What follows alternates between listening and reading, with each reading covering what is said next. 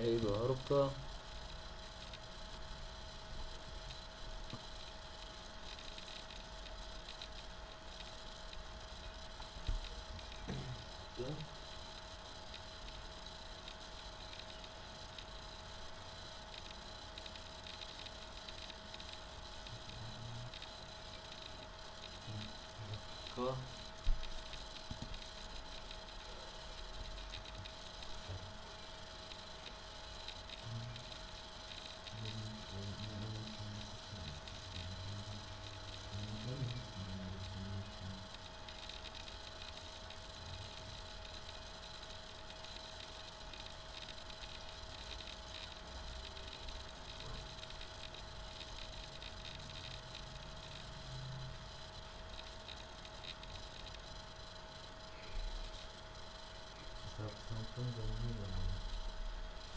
دهي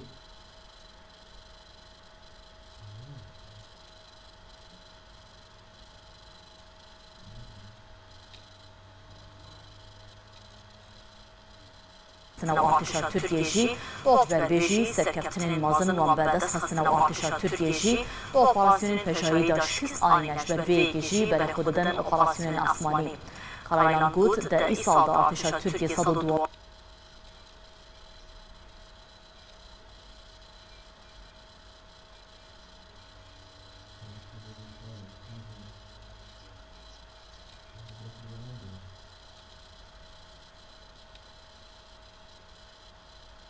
نابوان دا صدو نوتو اك اوبراسيون اسماني ببلافرين شاكر نوتو حف اوبراسيون اسماني بهليكوبتران دو صدو نوتو هجاران شي توباران بتوب آویجان هاون تانکان وان انجام دادن لهم برداشی حفیگیش صدو پنجی و هفت اپرخستنه.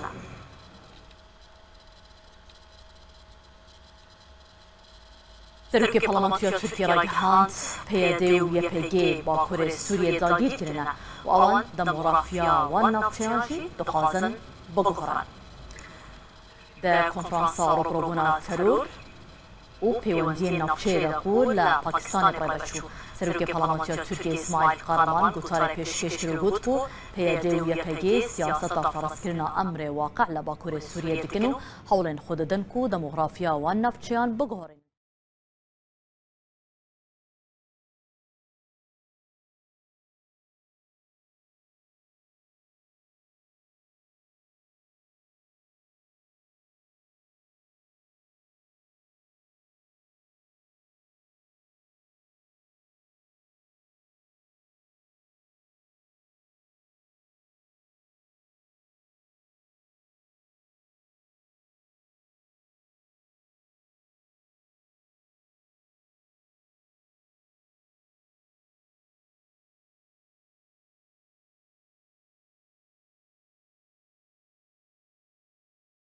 وزیر برافانیا ایران با کمیسیون پارلمانتویا